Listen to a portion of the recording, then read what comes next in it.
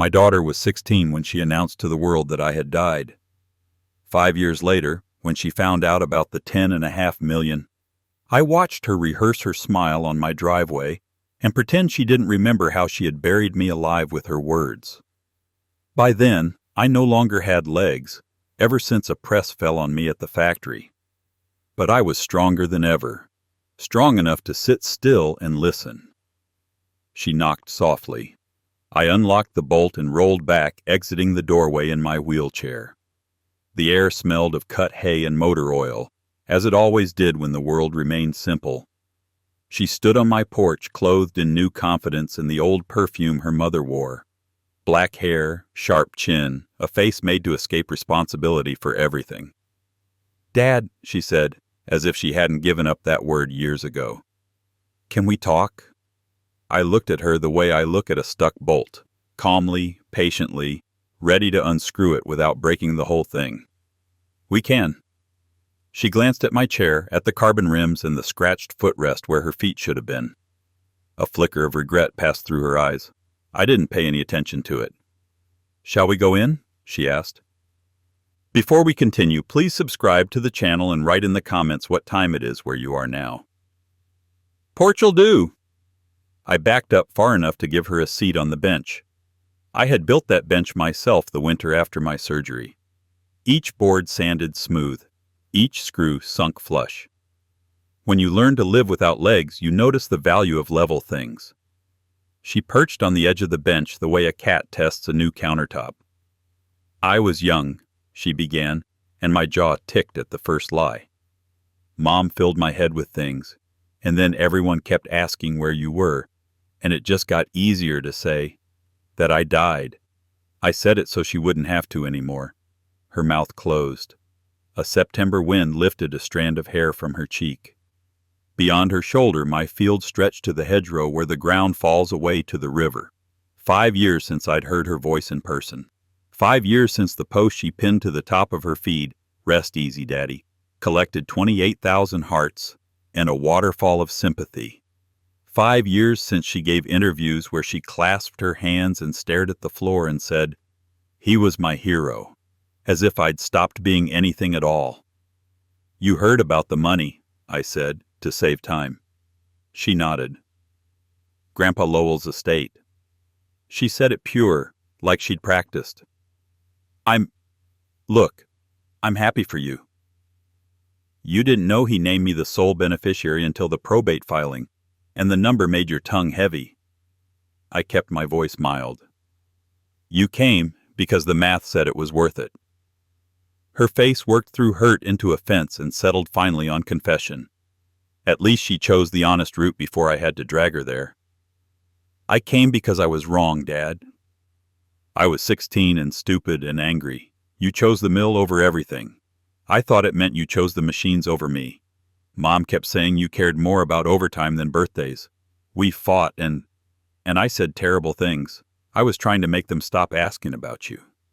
Then it got attention, and I didn't know how to undo it. It kept going and I don't know. I didn't know how to say I lied." "You told people there was a crash," I said. "You described the funeral you never planned. You accepted donations for a scholarship in my name and bought a car with the money because the scholar turned out to be you." Her eyes flinched. I paid back what I could. "The internet never forgets," I said. "Neither do I." We listened to the wind for a while. In the quiet, my hands remembered how the press had screamed when it failed. I had been inside the cage, clearing a jam no one else could reason through, doing what men do when they're the ones the crew trusts.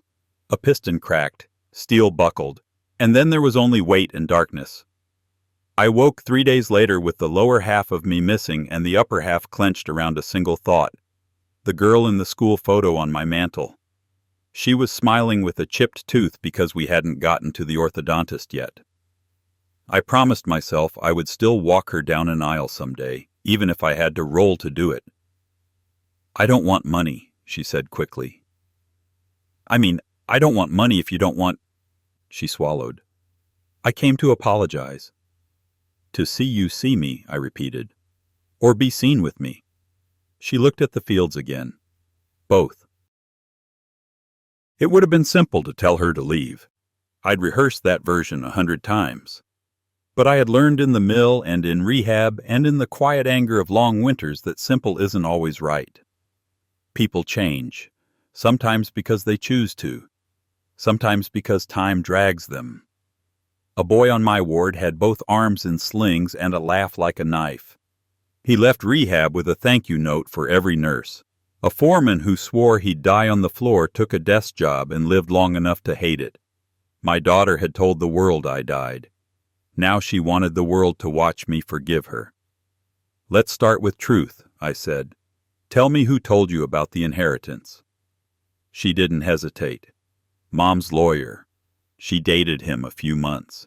He said probates are public, and this one was significant. Your mother know you're here? A muscle jumped in her cheek. She said not to come. She said if you wanted to talk, you'd have called before now. She said, make you feel guilty or make you feel needed, whichever works. I nodded toward the drive. I'm needed plenty. Guilt's an old coat I don't wear anymore. She drew a breath. I swear I didn't come for money. But I won't lie and say I didn't think about what this could mean. I'm 21. I'm in a lease with 2 girls who don't pay their share. I have a part-time job that pays in tips and promise. I'm trying to go back to school. Everything is more expensive than any of you said it would be. You don't say. I kept that to myself. Tomorrow, I said, I'm driving into town for a meeting. I want you to come. In your truck? She glanced instinctively at my chair. In my van, I said. Hand controls and more room than you'd think. The ramp is loud. It complains like an old dog, but it works. She smiled despite herself. Okay. 10 o'clock, I said, and wheeled back inside before she could hug me. I slept like I used to before a double shift, half on the surface, senses tuned for alarms. The accident taught me how to sleep without expecting rest. At 5, I brewed coffee and rolled out to the shop. The shop is a long metal building with a narrow door and a bigger sole. I keep it heated just enough to keep the tools honest. On the bench stood the frame I'd been building since spring. A cedar skiff with ribs like cathedral arches and a transom that fit flush against the palm. I'd promised myself a boat when I still had legs. The promise didn't change with the body. By 9:30 the sun climbed over the trees like a man easing out of bed. 10 minutes before 10 she arrived in a car with a missing hubcap and a new dent. She wore the same perfume and a different expression, fear warring with hope. We drove to town with the windows cracked just enough to let the van smell like air instead of old upholstery. She stared at the hand controls when we pulled out. People do. I learned on a training rig at the VA with a therapist who looked like my daughter might look in 20 years if the world ever softened her. Press forward to brake, ease down to accelerate, swivel to signal. The mind adjusts. Where are we going? She asked at the light. To the bank, I said. To the lawyer next door. And to the diner across the street if we survive the first 2. She laughed politely, then stared out at the feed store and the flag out front that snaps whenever the wind remembers its job. I thought about all the ways a conversation can go wrong with a grown child and kept my words measured until we parked. Inside, the bank smelled like lemons and paper, like every bank since Banks and Lemons learned each other's names. My lawyer was waiting in a conference room with a carafe of coffee I didn't need and a file as thick as a phone book used to be. His name is Aldridge, and he has the kind of calm a good bridge has. Quiet steel under everything. Morning, Mr. Harlan, he said, resisting the urge to look at my daughter for clues. Miss Harlan. Her head snapped up at the name. I hadn't heard anyone call her that since she'd started going by her mother's maiden to avoid me while borrowing my reputation. I didn't correct him. We sat. The chair dug into my shoulder blades. I left it. Discomfort sharpens people. I drafted the trust documents we discussed. Aldridge said, sliding a packet across the table. "I've included the conditions you outlined. We can make changes, but I advise we keep the structure tight. The estate is substantial. Temptation travels with it." My daughter glanced between us. "What trust?" "The kind built to outlast moods," I said. "The kind that keeps a man's money working even after he stops." Her eyes narrowed. "You're putting the inheritance in a trust?" "I already did." She swallowed. The sound was loud in the quiet room. "For who?" "For me, until my needs are met," I said. "For the foundation after that." "What foundation?" "The one I filed yesterday," Aldridge said. "The Lowell Harlan Foundation for Trades and Tenders." He nodded toward my chair. "For men and women who worked with their hands and lost them or lost what those hands supported. Scholarships for apprenticeships. Grants for safety upgrades. Emergency funds for families when the main support gets cut in half and keeps going anyway." I kept my gaze on my daughter. "The world needs plumbers and riggers and welders and press operators. It needs them alive. If they get hurt, their kids shouldn't have to announce a fake death to make rent." Color rose into her cheeks. The bank air turned thin. "There is a provision," Aldridge added, like a man setting a small glass of water near a grease fire before deciding whether it will help. "Regarding a family stipend contingent on sustained conduct." She lifted her chin. "What kind of conduct?" "Plain," I said. "Truth. Restitution. Work." Her mouth tightened. "You mean an apology?" "I mean a public correction," I said. "Same reach as the lie. You told the school, the town, the internet. You correct all three. You explain where the funeral money went. You return what you can and work to return the rest. You meet with Miss Carmichael, who lost her husband on your GoFundMe wall. Look her in the eye, I let that settle. You volunteer 50 hours a month at the county rehab wing. You don't perform it online. You don't build a brand on grief you never had." Her eyes watered. "And then you help me?" "And then I consider a stipend for school and living, paid directly to the bursar and the landlord, reviewed quarterly. The trust doesn't hand you cash because cash never helped us learn." "What if I don't want to be part of your rules?" she asked, voice suddenly small. "What if I just wanted my father?" "Then you will have him," I said, and meant it. "But money rides in a different truck." Aldridge left us with the documents. He knows when grief and stubbornness don't need a witness. She stared at the papers long enough to memorize the font. "This was decided before I knocked. The day I read your obituary," I said, "I decided then how I'd live if I got the chance. I decided I'd never buy love again. Not with a car, not with a check, not with the one thing I had left that passed for power." "Do you hate me?" she whispered. "No." I pictured her at 5, at 8, at 13, scowling over algebra, laughing at a stray cat that came to our porch because everything hungry learns which doors open. "I hate what you believed you had to do." "I didn't have to," she said. "I chose it." "That's worse. It is," I said, "which means you can choose something else." We signed what needed signing. The trust locked, a door I'd built with better hinges than the ones that failed at the mill. At the diner, the waitress called me Han the way she always had, long before my name drew attention. My daughter ordered the grilled cheese she used to call a cheese grill. She caught herself smiling at the memory and hid it behind her cup. "Mom said you'd set this up so I'd beg," she said. "She said you'd dangle it." "I'm not dangling," I said. "I'm telling you where the ladder is." "She also said you weren't really rich," she added, as if the fact might rescue her from the responsibility of handling a rich father. "She said it's a bookkeeping trick. That 10.5 is tied up and probably fake." "She's wrong," I said. "And it doesn't matter." She watched me while the waitress refilled my coffee. "Why doesn't it matter?" "Because the number didn't change anything about the man," I said. I was the same father when I had overtime checks and a savings jar labeled boat. I'm the same man in this chair that I was on 2 legs. Money is a magnifier, not a miracle. It makes loud what's already whispered. She looked at the tabletop as if there were answers in its scratches. Her voice dropped. I'll post the correction, she said. I'll call Miss Carmichael. I'll go to the rehab wing. I'll do it all. Then, but not because of the money. Because I can't stand the way it feels when I see you and remember what I said. Good, I said, though I knew people lie to themselves first, then to others. Start with Monday.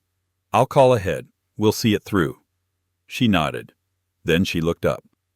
What did you mean when you said it was decided the day you read my obituary? Did you leave the mill planning to forgive me if I ever came back? Or did you leave planning to make me pay? Neither, I said. I left planning to live in truth. Truth says you can love someone and refuse to hand them a weapon. Truth says what you broke still cuts. Truth says forgiveness is a door that swings from my side of the frame. It doesn't open the safe. She let out a breath. The meal ended without ceremony, the way good meals do. In the van again, she stared at my hand on the controls. Does it hurt? She asked finally. Every day, I said.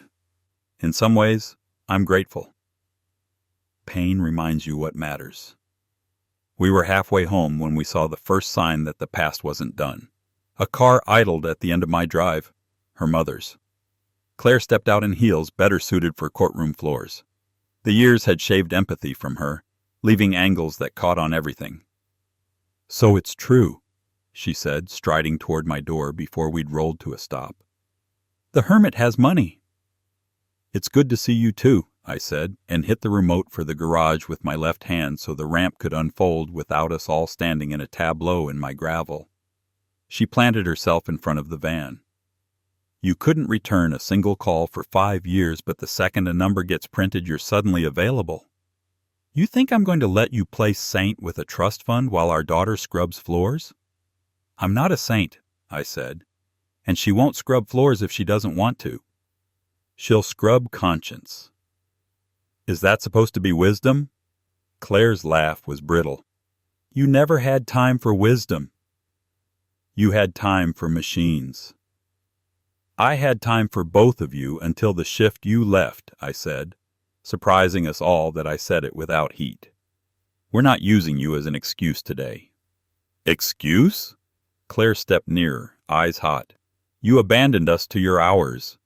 You made me the villain when I asked you to be home, and then you wonder why your daughter fought to control a narrative you'd never tell. I recognized the argument. It had the shine of one polished too often to know where the metal ends and the reflection begins. I also recognized the way my daughter's face closed. She was 16 again, caught between 2 adults who thought truth could be scored like a game. You should go, I said to Claire, because a younger version of me would have invited her in to finish the fight, and no one leaves those fights with anything left. I won't discuss the trust with you. It's not yours. Your name isn't on it. Maybe not, she said, voice turning sly. But I have something you'll want to see. She held up her phone. On the screen ran a video of my daughter at 17, filmed at a bonfire, drink in hand, laughing while telling the story of her dead father with all the embellishments grief brings when it needs applause. Faces leaned in to soak it up. Cheers punctuated the fiction. Money jars clinked off screen. The laughter on the video hit harder than any words. My daughter closed her eyes. Mom, she whispered, please. Oh, now you want privacy? Claire said. When you were cashing in on his grave, you didn't care who watched. Do you think the internet will forgive you, Mr. Forgiveness? Do you think donors won't sue? Do you think the foundation won't die in court? I think you came to scare me, I said gently. I think it worked for a second. But fear's a tool, and I know how tools work. The thing about hosted videos, I nodded toward my daughter, is that I've been quietly requesting takedowns for 2 years. Most of the worst are gone. The ones left will help us, not hurt us. We'll use them to contact donors. We'll ask for accounts. We'll refund where we can. We'll publish numbers monthly. And we'll thank the internet for keeping its receipts." Claire's mouth opened, then closed. I could see the moment she realized it. I had been moving under the surface, slow and steady, while she assumed I'd gone still. "You did all that without telling me?" my daughter asked quietly. "It's what you do for family," I said. "You build the fix while they break." Claire's voice sharpened into a final thrust. "He's manipulating you," she told our daughter. "He always did. He's using your guilt to control you. Don't let him—" "I've been using excuses to control myself," my daughter said, surprising both of us this time. "I'm done." She turned to me. "I'll make the call to Miss Carmichael tonight. You should be there." "I will," I said. "I'll bring coffee." Black like her husband drank. Claire looked between us as if she were watching a bridge form where none had been an hour ago. Bridges offend people who prefer gulfs. She hurled the last weapon she had. "I'll challenge the trust in court." Aldridge appeared behind her like a conjurer summoned by litigation. He must have waited by the curb in case this exact scene played out. "You can try," he said politely, "but you'd lose. The structure is standard, and your standing is absent." Claire's eyes flashed. She left with the speed of a woman who hopes motion will carry her past a truth too heavy to lift.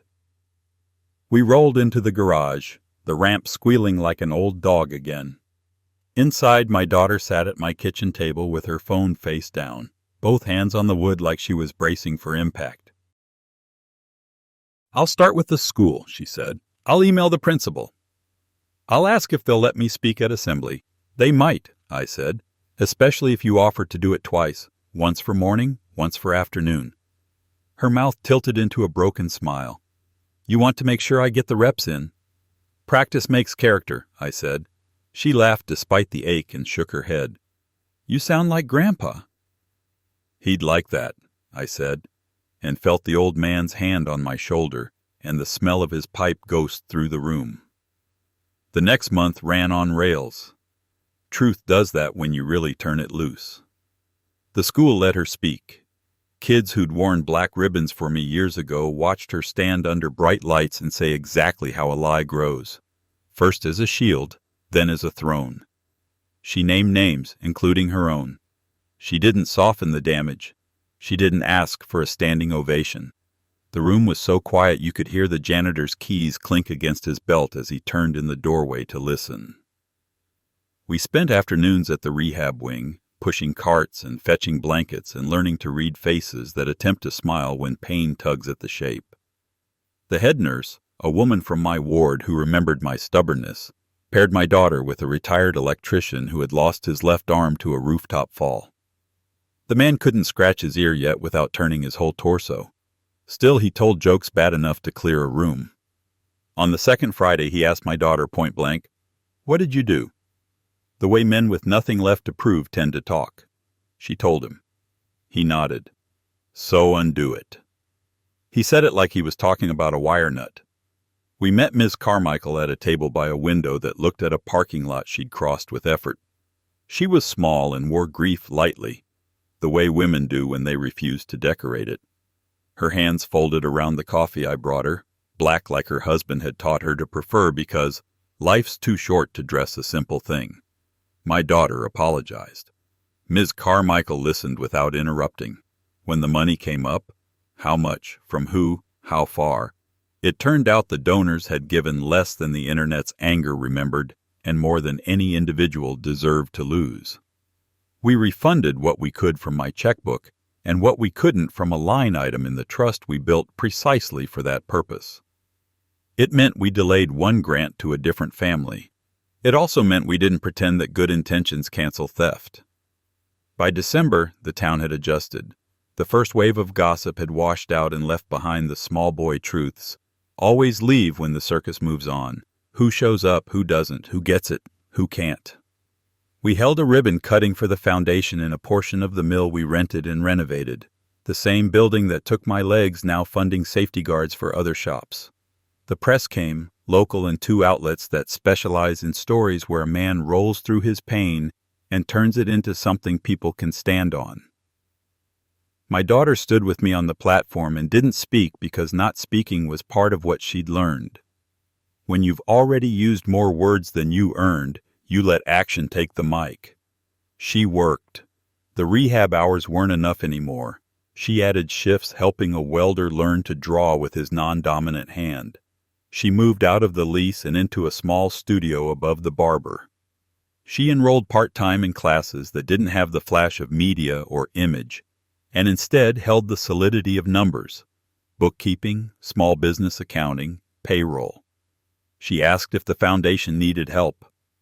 I told her we might someday, after she worked for someone who would fire her if she merited it. She took a job doing books for the feed store. It would make a more sensational story if the internet destroyed her anyway. It didn't. It rationed out its punishments like any fickle god.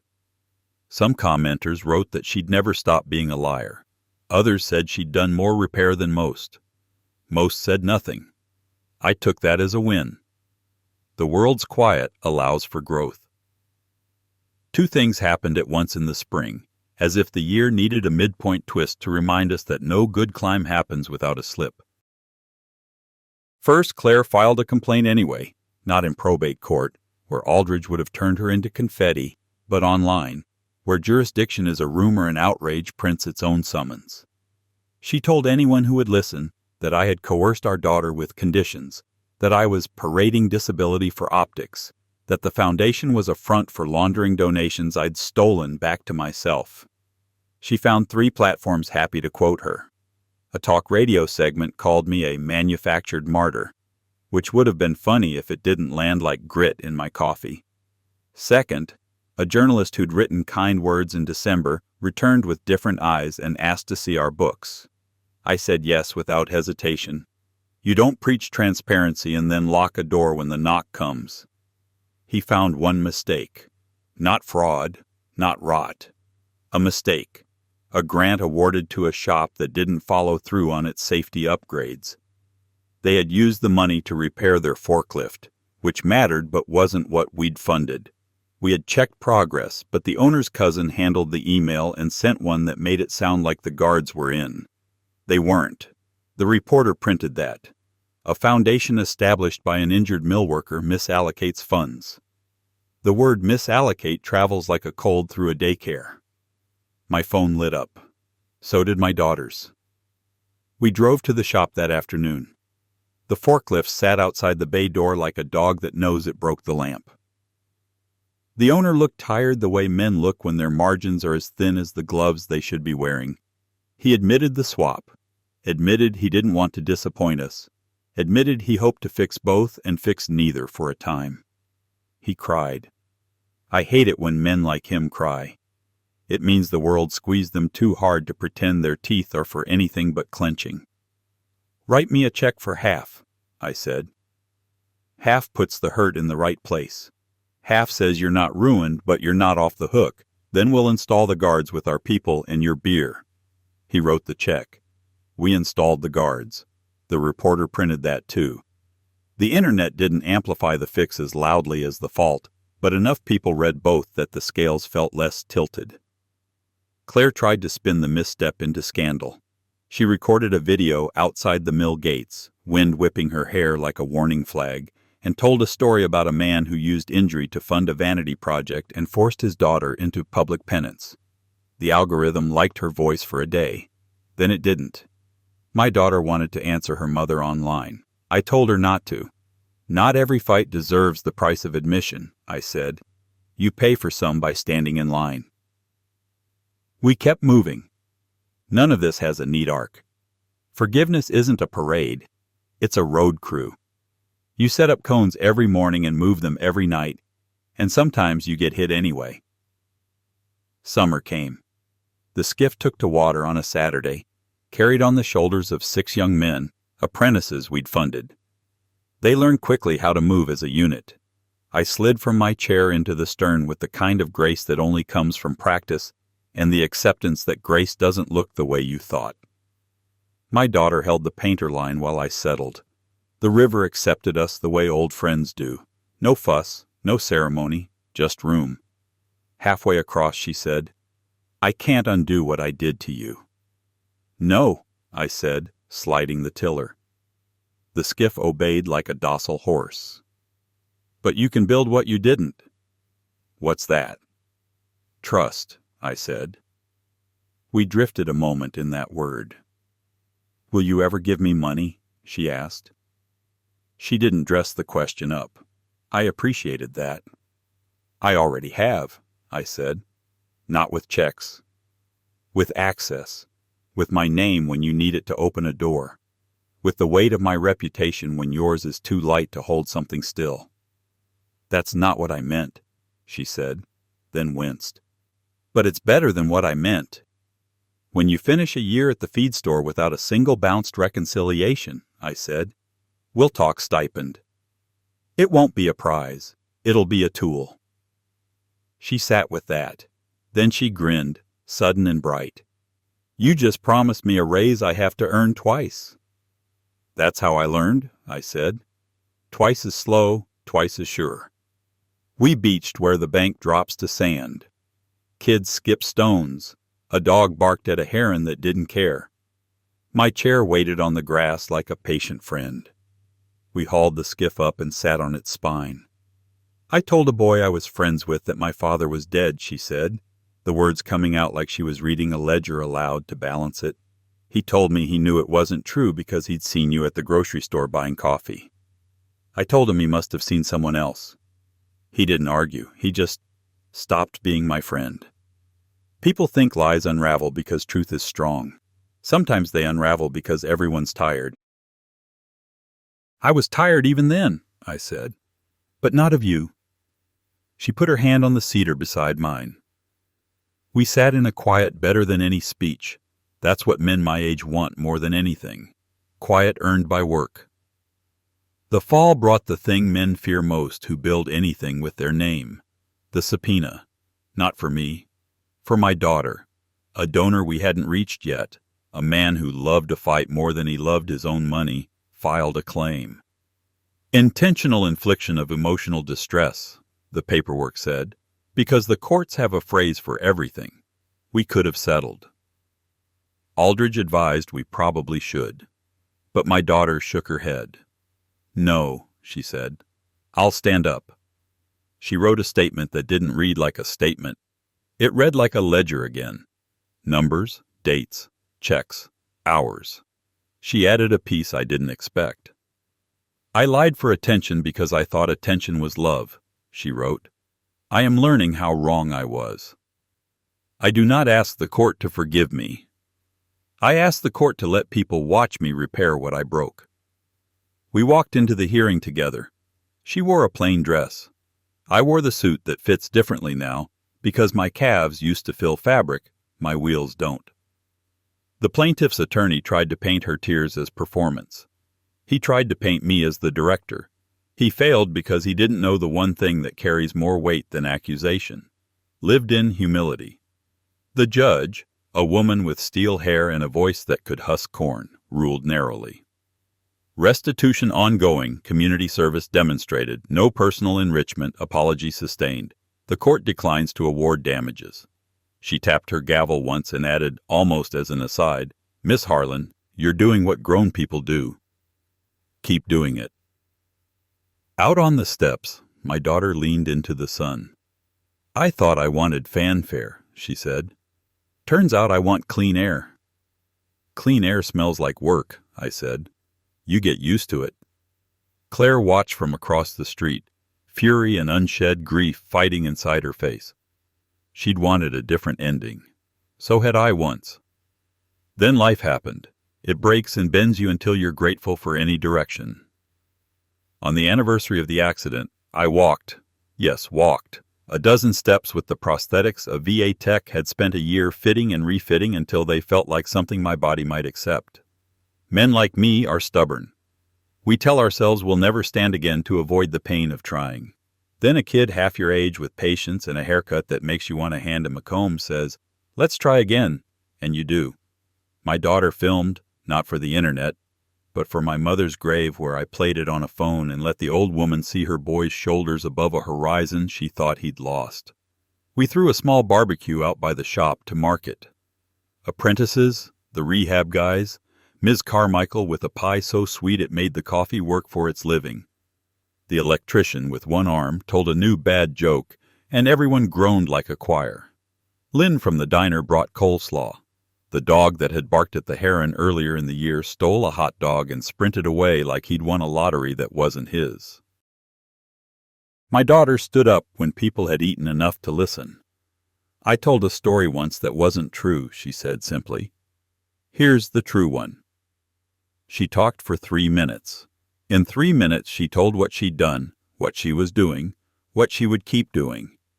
She didn't cry. She didn't ask for redemption. She asked for accountability. People clapped, not because they were impressed, but because they were relieved. Later, when the fire settled into coals, she sat beside me and watched sparks fight gravity. "Do you forgive me?" she asked, for the first time without defense. "I forgive the child who lied," I said. "I work with the adult who tells the truth." She nodded. "Thank you." "There's one more thing," I said. She smiled. "There's always one more thing with you." "Next fall," I said, "the foundation will need a bookkeeper." "Transitional, 6 months, renewable. You'll have to interview, and you won't be my first choice unless you're the best choice. You okay with that?" She drew a breath. "I am." "You'll be paid less than the private sector." She grinned. "I know." "You'll be asked to tell donors things they don't want to hear." Her grin widened. "I've had practice." I held out my hand. She took it. Her grip had strength in it that wasn't there a year ago. Mine had always been strong. It felt stronger now, even without the leverage of legs, because strength grows in places you don't expect when you stop expecting it to look the way it used to. We sat in the dark until the heat went soft. I wheeled toward the house, prosthetics stashed for the day, chair humming under me like a well-tuned tool. She walked beside me. The night smelled like cut hay and motor oil and second chances. 5 years earlier, my daughter had written me into the ground. Tonight she helped me climb a ramp I built myself. That's a miracle if you need a word for it. I prefer the old words: work, truth, consequence, grace. They are enough. The money sits where it should, earning for people who've lost more than money. My daughter stands where she should, upright by choice. And me? I am a man without 2 legs, and I am very strong. My grandpa's words really happened. I believe him. If you want more true tales stories like this, hit subscribe.